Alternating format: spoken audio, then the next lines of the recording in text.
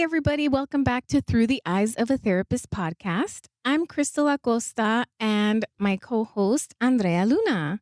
Hi, everyone. We have a cool episode today to talk about some things that have been coming up, I think, more and more often, whether it's in session or just like in my personal life with people I know, things like that. But I want to start us off with a few questions. And the first one is, have you ever felt responsible for everyone else's emotions? And do you struggle to say no? Mm, yeah. So, why do you think this happens? Well, great question. Thank you for asking. Just kidding. Today, we're actually going to be talking about how growing up with emotionally immature parents can really shape us in adulthood and how we respond to relationships moving forward. Yes. And so, we want to make a few things clear. For example, we're not blaming anybody or hating on parents. Yeah, no. And Maybe a little bit. maybe, okay. Well, maybe. But really, I think we have to understand that sometimes our parents have their own histories and their own stories and their own past. And sometimes they can lack emotional maturity. Yeah. And everybody has their flaws, right? But we're just here to talk about it and bring some light to this pretty common experience, I feel like. Yeah, that's true. I'm glad you said that too, because we can't forget that emotional immaturity exists on a spectrum. You know, it's not black or white. There's not only one right or wrong answer. It depends on your experience as a person. And so sometimes we can also forget that our parents are individuals who went through stuff.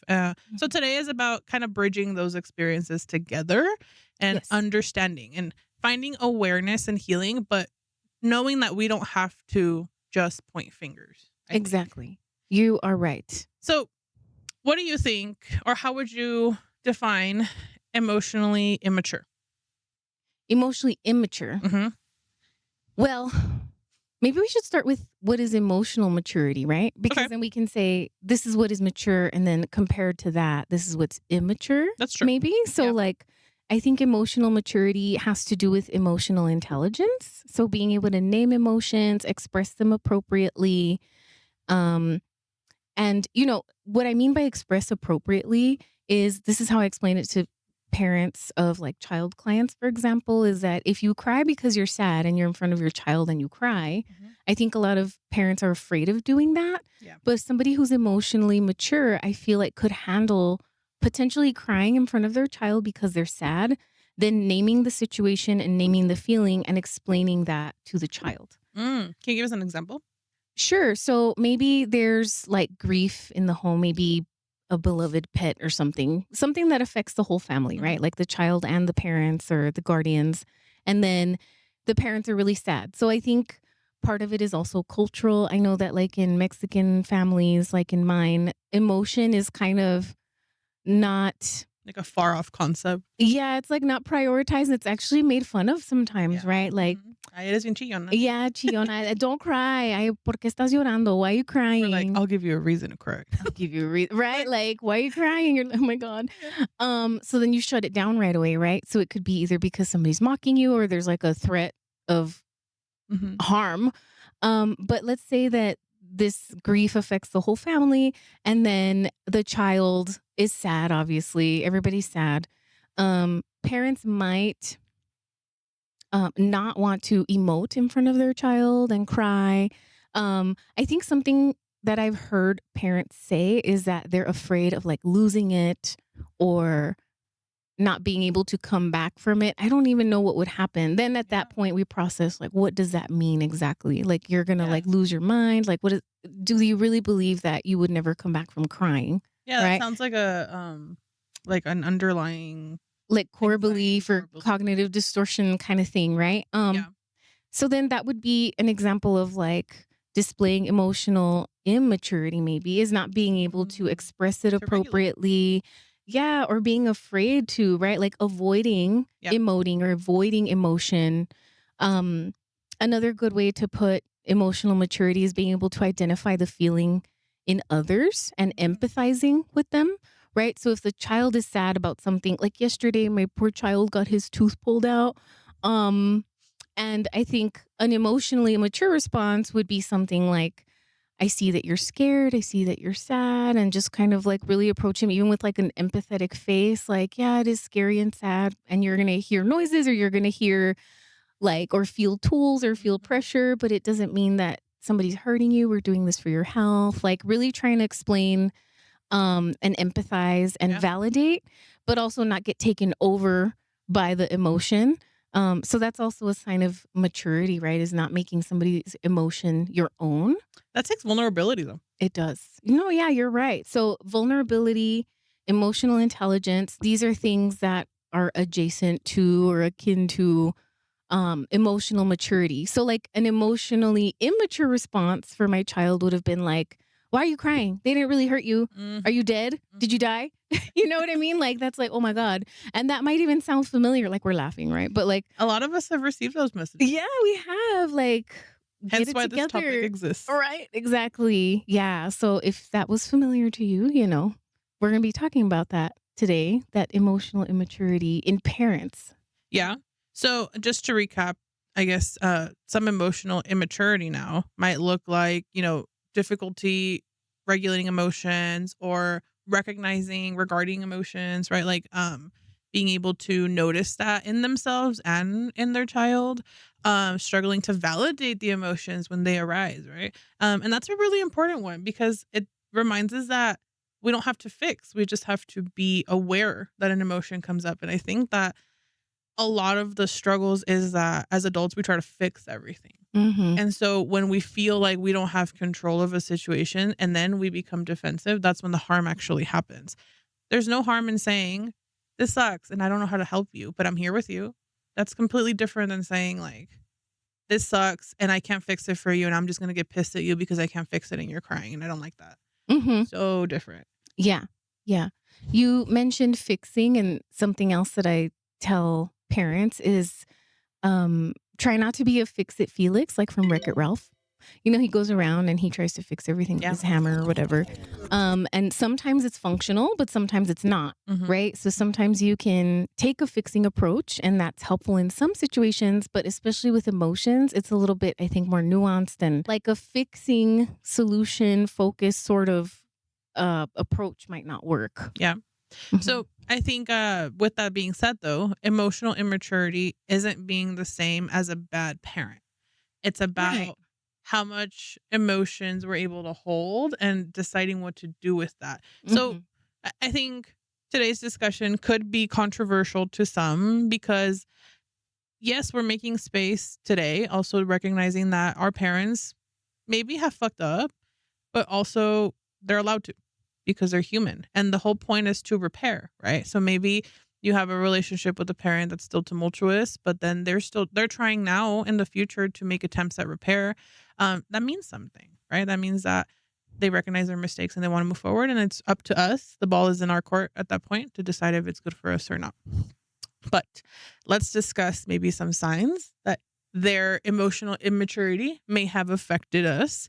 Um, so the first one that I want to discuss is you become hyper aware of other people's emotions. Hmm. You are policing emotions because you grew up having to like feel the room out 1st. Right.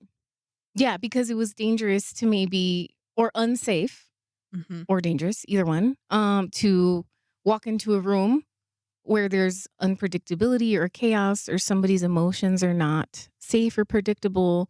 You don't know how that person's going to be reacting. So it's important to be hyper vigilant, almost like for a survival uh, purpose or survival reaction. Hmm. Mm-hmm. I think of an example that happened lately that I was discussing with my own therapist. That was really cool. Well, and I guess cool to me because we have the knowledge, right? But we were talking about how anxiety and like these intense thought loops revert back to dialogue from my parents. Mm. So the way that they responded to situations, even though I know now as an adult that their intention was like well natured, like it was like with having my health and good in mind. Right. They weren't being malicious. No, they Hmm. weren't. But the way that they responded to everything with such urgency created that same urgency for me. So, for me, it happened to be around health. Oh, your head hurts. Oh my God, let's go to the doctor. Let's get you scans. Should we go to the hospital?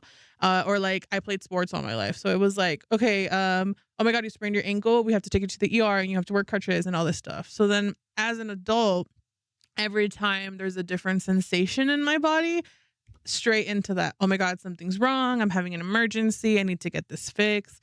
And how interesting though, right? Because that created the kind of like the blueprint moving forward. Mm. Like, oh, you always have to be on edge because you don't know when something bad's going to happen. Mhm. But a function that was essentially correct for a parent led to something a little distressing in the future. For sure. Yeah, because at that point, maybe sometimes when we have to be hyper aware of other people's emotions as a child, it's adaptive, meaning it's helpful. But then later on, when everything's safe, you're in a safe relationship, you live by yourself, like whatever it is, you have good friendships, and then you're like hyper aware, hyper vigilant, then it can become maladaptive, right? And then depending on how you behave, then that can cause, like, I don't know, some dysfunction in some ways. Yeah. Yeah. So, did you become really good at noticing everyone's mood before they even spoke? Is something Mhm. to consider. I actually want to reference this meme that I saw and that I still come across sometimes on Instagram that says, like, "Did you grow up in a chaotic home?" Or, "Oh, if you grew up in a chaotic home, where like, what was your therapy practice called now?" Or something like that. Because it's like, That's funny. I think Yeah. sometimes the skill of being able to empathize and identify emotion really fast Mhm. is something we learned throughout childhood. And so we became really damn good at it. And now it's like, oh, I get to do that for a job, right? It's Mhm. interesting. Anyway, I'd like to take some time right now to remind you to follow us on Instagram at ClarityEP and at Through the Eyes of a Therapist, which is our podcast page. We also have a TikTok, TTEOAT, Through the Eyes of a Therapist podcast, right? And then also on YouTube, if you're watching us on YouTube, don't forget to like and subscribe. So, the second way that emotionally or being raised by emotionally immature parents can show up in our lives today is that we struggle to identify our own needs. Mm. Like, I'm fine, everything's fine, like the dog Oh, inside yeah. the room that's on fire, letting others decide, being indecisive, Yeah. not really understanding or knowing yourself, right? And then also feeling disconnected from yourself. Yeah, I think of a lot of people that I've come across, just, like, in life in general, when they're like, "You pick. No, you pick. No, I can't decide. You pick." And I'm like, no, like, go ahead." And it's so interesting because if you're an assertive person like me, coming across those people can be, like, kind of conflictive because then it can become like a, "Ah, well, this person's always deciding," or, like, "We always have to do what this person says." Mm. But I wonder if it's that or if it's like, well, I don't feel comfortable making decisions because I haven't healed that part." Yeah, it could be that you don't want to maybe like take the fall or the blame or be accountable if Mhm. something goes wrong Mm. because maybe back then, right? Like if a parent came across as emotionally immature and they made all the decisions and they were in charge, or you decided to do something one day and made your own choice, you got into a lot of trouble for it or something. Yeah. Um, I think that also it's because a child's needs become second, Mhm. right? Instead of the parent putting the child's needs first. Yeah. Yeah. I always reference back to this study that I read a long time ago, but it was supposed to be, like, on babies Mhm. and, like, sleep training babies. And so the whole thing was that, like, whenever the baby cried, right, and if, like, the parent, the caretaker didn't respond to their needs, the baby learned to stop crying, not because the baby's like, "I am sleep trained and I should be asleep," because no, but the baby learned that, like, its needs weren't gonna be addressed, so that there was no point in crying, and I'm like, at that age, how heartbreaking, right? And so, Mhm. think about it this way too, like, since it started for some of us, it may have started that early that, like, moving forward, it was just like, it's better for me to keep myself safe by making sure that I can read everybody's mood and find a way to adjust.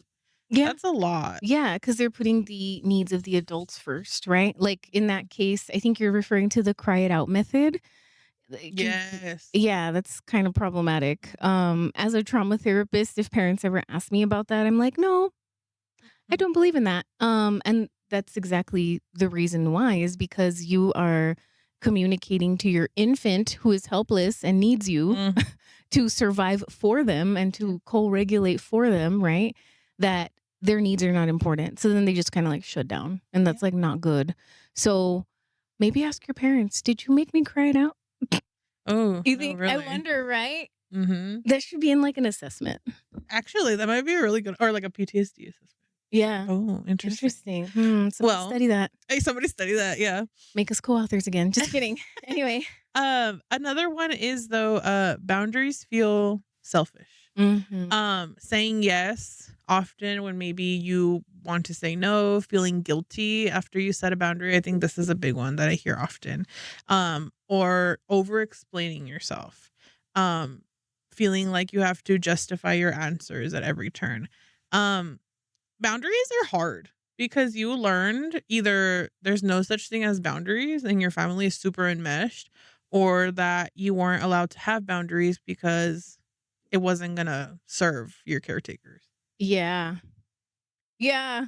I'm just like in my brain, like thinking of the people that I know where if Mhm, let's say I set a boundary or my husband sets a boundary for us, like as a family, and people get pissed off about it. mhm. And it's like, well, but we're looking out for For our own yourself. best interest or for our child, for Mhm. example, right? And so sometimes boundaries are not respected. This has a cultural piece to it though, I It does. think, because in I just want to say like for Mexican families cuz I'm Mexican, right? So like what I've noticed is that when somebody upholds a boundary, it's almost like betrayal or Yes. like You you're don't care going about us. yeah, you don't care about us and they're like, "I both like they just make themselves like the victim kind of Mhm. thing.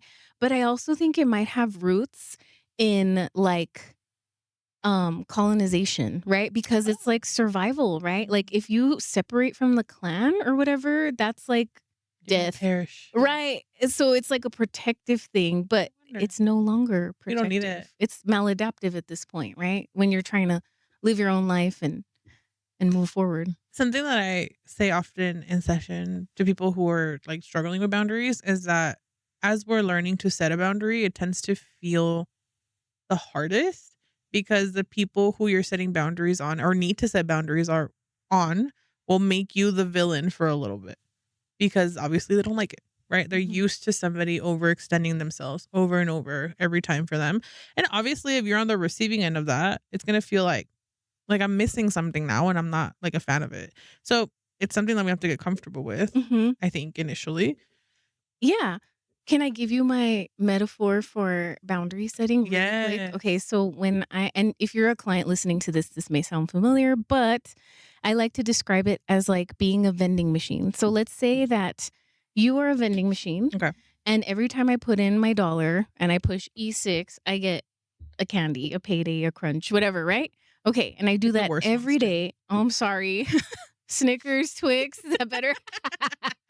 I know, it's Yeah, I payday don't know. crunch. You apparently. I really don't. Those are so gross.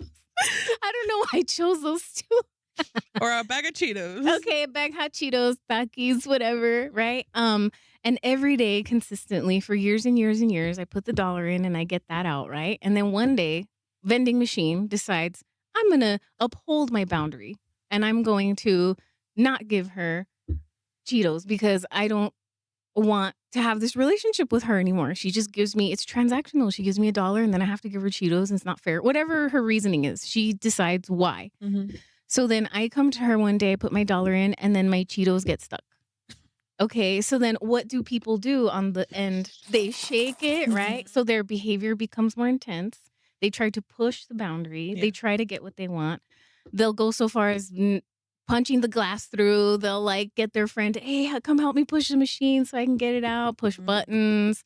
So all kinds of behavior intensifies Yeah. because this is how she functioned her whole life, our lives, our experience together. And now all of a sudden she wants to set this boundary. What the fuck? Right. So then, of course, I get mad. So that's how I describe it to them. Like, That's a great example. you are a vending machine who's just deciding. either your price has gone up or that button don't work anymore or Mhm. whatever your reasoning could be. And you don't really owe anybody an explanation, right? It's just you've decided that's your boundary now. Yeah, that's such a good way to see it. Um, I wanna continue off of that point though, that eventually we become the caretakers, right? Because we've had to allow somebody to push our buttons enough and then like or shake us enough, right? That like we give in or that we've Hmm. had to monitor their emotions and Yeah. police like their reactions. Eventually we take on the role of the actual parent. And that's a lot. This looks like the parentified child, the therapist friend, right? Or just being like the mom friend that fixes everybody's issues. When in reality, those are roles that take a lot of emotional energy Hmm. and physical energy. I wonder if that has anything to do with being like the eldest Mexican daughter. Oh, that's like, yeah, I'm like the oldest in both of our families by a lot. And I think so. Yes, Okay. because I think well, at least I'm applying to myself, right? But you grow up in an environment where it's all adults, but then if you are in an environment where it's like a very dysfunctional family with a lot of immature adults, Hmm. you would develop those same mechanisms.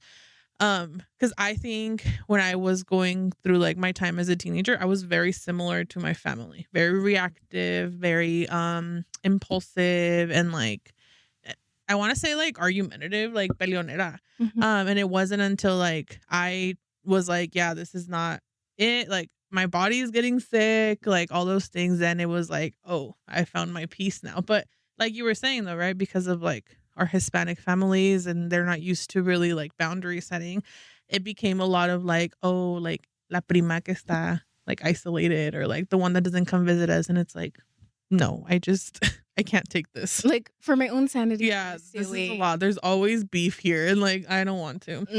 I was Hmm. looking at a meme on Instagram the other day. Well, I don't know if it's a meme, I guess, but it said something like, I'd rather what was yeah? I'd rather be called a bitch than be chronically ill or something like that. And I was Oh like, yeah. yeah, Yes, because self-sacrifice and martyrdom, like, what does that get you? burnout. And we just talked about it last episode. So Yes, go go back check that and out. check it out. Mhm. Hmm. Another sign that you may have been raised by emotionally immature parents is when criticism feels devastating. That's a tough one. It is hard.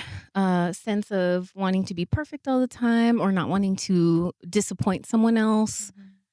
How do you think people get from A to B here, right? So, like, let's Mm. say the parent reacts a certain way. Yeah. How does the parent react in order for a child to internalize, I can't do anything wrong? Like, I must be perfect. I think, well, I think there's several ways.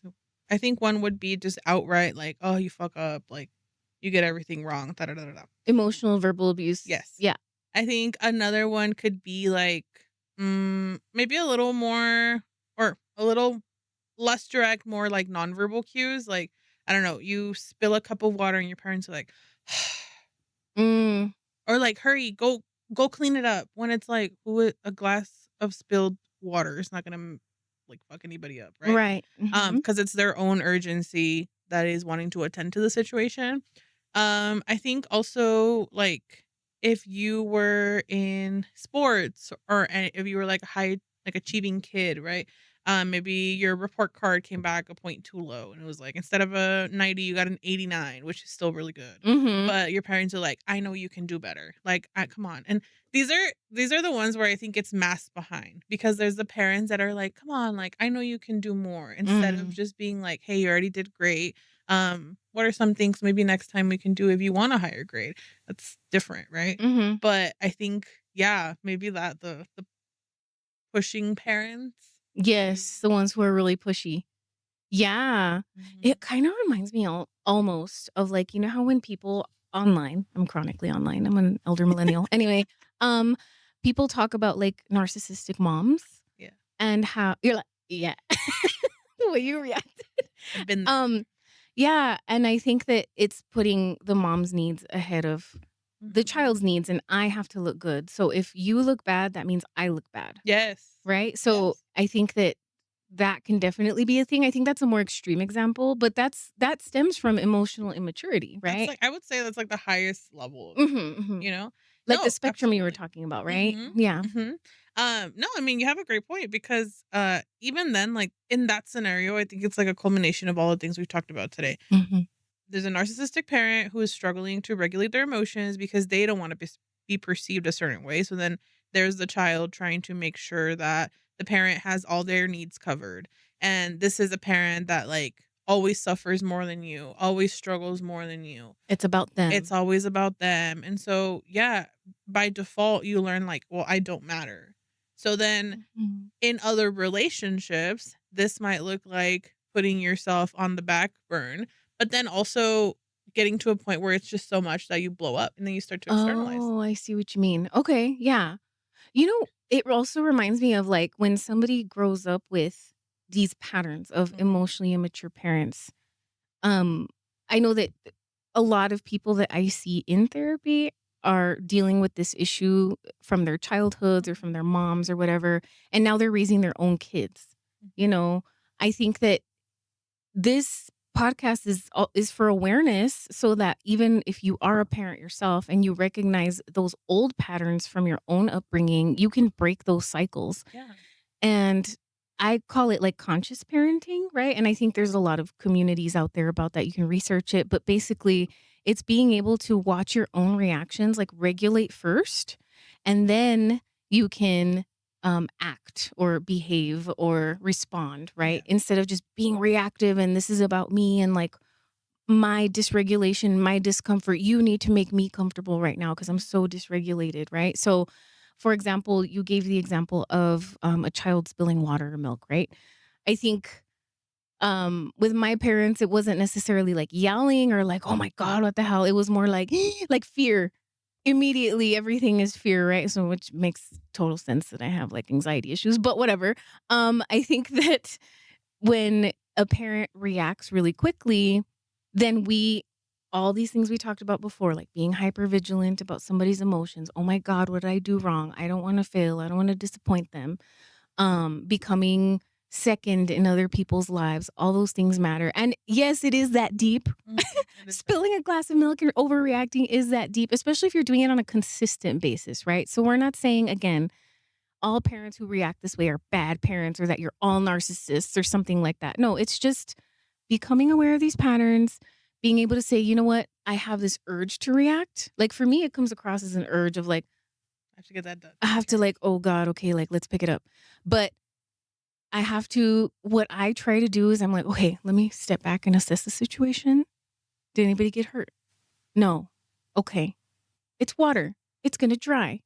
Cool. But that's being able to regulate going from the bottom up in the Mhm. brain, right? So taking a couple of deep breaths, assessing the situation, and being able to respond instead of react and Mhm. engage the front brain with critical thinking. Like, if I yell and react, how is that going to impact my child? Yeah. I don't want them to learn that there's like urgency or fear when it's something so simple as water being spilled, And right? I think understanding those reactions are the key to understand that you've experienced or had an experience with an emotionally immature parent. And it reminded me, I was thinking of something that one of my favorite things to do in session, and this usually comes after like we've been talking about it, and like I can clearly see the pattern that Hmm. like there's some reactiveness stuff like going on because of your parents and stuff like that. But Hmm. I will usually purposefully grab either like my little fidget box or something because I have like all the little toys in there, and I'll go like, how do you feel about that? And then you can immediately gauge somebody's like, Hmm. Like, why'd you do that? yeah, or like if I drop something and they run to pick it up and I'm like, let's leave it there. Let's leave it there for a second because they're just toys and I can always pick them up after. Or if we do like some kind of hands-on activity and they're quick to start picking up, I'm like, just leave it. Like I'll Yeah. take it care of. Like I'll get it taken care of, part of my job. But that's usually such a big warning sign. Mhm. And it's funny. Oh wait, well, funny, not funny. But to see it in people who are like, "I had a great childhood," but then they're talking about all of these, like, really harmful patterns because that little move that I do helps them understand, like, "Oh, fuck." Mhm. Oh, like Wow, this is actually happening to me right now. And I think it's when what you were talking about, like the more covert ways that it slips in. mhm. Like, "Oh, well, I think you can do better than an 89." Yeah, And it to the outsider, it might be like, "Wow, like they really have their child under control," or "Look at how encouraging so that well parent is, so behaved. well behaved and so, um, I don't know, involved. What an involved parent. They really care." And it's like, Girl, Mhm, I think they're a little much, you know? mhm, mhm. So, it's like little signs you have to be able to decipher because it doesn't come across as like straight up abuse many times. It does not. No, it doesn't. So, from experiences that you've had, whether it's personal or with clients or with other relationships in your life, how have you noticed these patterns coming up in others? Maybe in work or other romantic relationships, friendships. I don't know. I mean, I think I've seen a lot of different examples. I think for the population I work with, like older teenagers, young adults, and women, middle aged women, I see a lot of like care in their appearance where it becomes almost like Mm. obsessive. Like if they're they don't look a certain way or they're at a certain weight or a body size or something, then it's like they like panic because it's like disappointing somebody or they're not acceptable or they're not enough or they're broken in some way, right? I think also it comes across as like in relationships, I hear how maybe a spouse is like very nice to other people Mhm. and then when they come home they treat their spouse like total crap and Mm. it's like okay. So on the outside to other people, they look like they have it together. It's great. And then the examples that I gave earlier about Yeah. like kids, being raised by these adults, and then adults are like, "Oh, I don't want to cry in front of my kid. I don't want to let them know anything's happening." Um, it reminds me, sorry, real quick Yeah. about this, like it was a segment on NPR about a study they've done related to parents having healthy conflict in front of each other and how it might get messy sometimes or there might be yelling, but it's not like, hitting each other, abuse or anything like that or domestic violence. It's more like they're solving the problem intensely and then they do come to a solution that their kids end up being more like hardiness and grit increases and their problem solving skills increase because they were able to see what healthy conflict looks like. So sometimes parents don't want to fight in front of their kids, but obviously if you're fighting, like don't do that, Yeah. right? But if it's like let's figure this problem out, it's really intense, it's important, and it just happens to happen in front of the children, especially if there's a resolution. It makes sense that they'll be like, "Oh, okay, like I can handle a certain level of distress without freaking out or having a panic attack or dying, you know?" Mhm. Mhm. Excuse me. So I think there's a lot of different ways that it shows up, but those are the ones that come to my mind Yeah. right now. So let's discuss then, or let's give this little session some closure because there's also ways that we can heal from this, though Mhm. the journey can be challenging. I do Oh, for want to say. sure. Um, Sometimes it starts with, just learning to identify your emotions, period. And I think that whenever there's somebody that comes into session wanting to address issues with parents, the first thing I tend to run across is I don't know how to feel my emotions. Which we do. We do because having emotions is like a biological process of your body. You can't just remove them unless something is very wrong. Like now we're talking about a more intense disorder, right? At that point, or a diagnosis. But I think learning to label your emotions are huge. And there's a lot of tools that maybe like in therapy you can explore, or even just like, I don't know, expanding your vocabulary is really, really helpful. But knowing what to call something when you feel it. I'm angry. I'm sad. I'm feeling discouraged, or I'm feeling, I don't know, rejected. All of those things help us start somewhere, and then we can start working towards, okay, boundaries. Do I like experiencing this emotion? Yes or no? What made me or contributed to me feeling this emotion? And do I want to set a boundary there? Yes or no? Um, that also comes with letting go of guilt, though.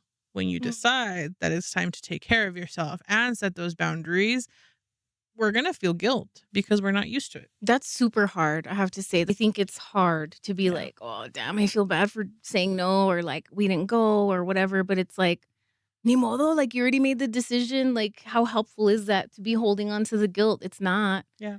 And, yeah, I think that also remembering that these patterns can be so ingrained that it is gonna be difficult, just like you were saying, like, Mhm. healing from this kind of pattern and relational pattern is very challenging, and that's why I think when you go to therapy, you do need to be aware that, like, yeah, like, people might be in their healing era and it's like cool and hip to go to therapy or whatever, but like honestly it's so it's so hard. Hard. Like sometimes I tell my clients like sometimes therapy sucks because it's Mhm. uncomfortable. Like you have to do things like let go of guilt or uphold a boundary or I don't know, like yeah, just be stricter with yourself or with others, even having boundaries for yourself. That's probably a whole Yes. other podcast topic, but, identifying emotions, um, when you don't have the emotional vocabulary, and I think it's so common this is anecdotal, sorry, I'm, like, Mhm. going off on a No, tangent go real ahead. quick, but, like, when I ask people to name, like, "How do you feel about that?" The top 3 feelings I hear from, like, adults, not only kids, but, like, adults, are angry, happy, and sad, and it seems as if we are pruned from experiencing any other type of emotion. But the more accurate your emotions are, the better you're going to be at regulating them. Yep. So you were mentioning things like discouraged or disappointed or despondent. So it's not really about, oh, high vocabulary and all this stuff. It's more like I'm labeling the feeling exactly Accurately. for what it is. So Mhm. that way I can connect to it a little bit better. Yeah. Yeah. Yeah. So to recap, I think that we want to remind you that healing isn't about becoming a different person. It's about giving yourself permission to become the person that you didn't have space for before. And also applying that same knowledge to feelings, right? We are creating space for feelings, whether they're uncomfortable or pleasant emotions. They deserve to exist. And understanding that we don't have to act how we learned. Like, if you learn Hmm. to function from a place of urgency, your emotions don't necessarily warrant action all the time. And it's about understanding what deserves our energy and not, and what works for you best. I think this was a really good episode. I hope that you all enjoyed it as well. If you have experienced any of these things or you're ready to start your therapy journey and you're in Texas or New Mexico, you can reach out to us at Clarity EP on Instagram or at Through the Eyes of a Therapist. If you enjoyed this episode, please also go to our Patreon page. We have sponsorships starting at, I think, a dollar or $3 a month. It's Mhm. very inexpensive and it helps keep the podcast going. Also, if you like this topic, go to our Instagram page to locate any book club that we will be starting, talking exactly about this topic. For anybody available, for anybody in Texas, we will be doing online sessions. And so go ahead and find us there if you're interested. Yes, an in-person session. So Andrea's going to be facilitating a processing circle Mhm. with the book emotionally what Adult parents? children of Oh, emotionally immature adult parents. children of emotionally immature parents and she's going to be using that curriculum to guide you through and you all are going to meet what once every 2 weeks or Once every something? 2 weeks. Mhm. Yes, Yeah. in the evenings to make it flexible for everybody. And apparently it's popular, so space is limited. So Yeah. if you want to do that, sign up ASAP at the link below. And thanks for listening to Through the Eyes of a Therapist and for joining us wherever you are. Don't forget to like and comment and share. I'm Crystal Acosta and co host Andrea Luna, and we'll catch you on the next one.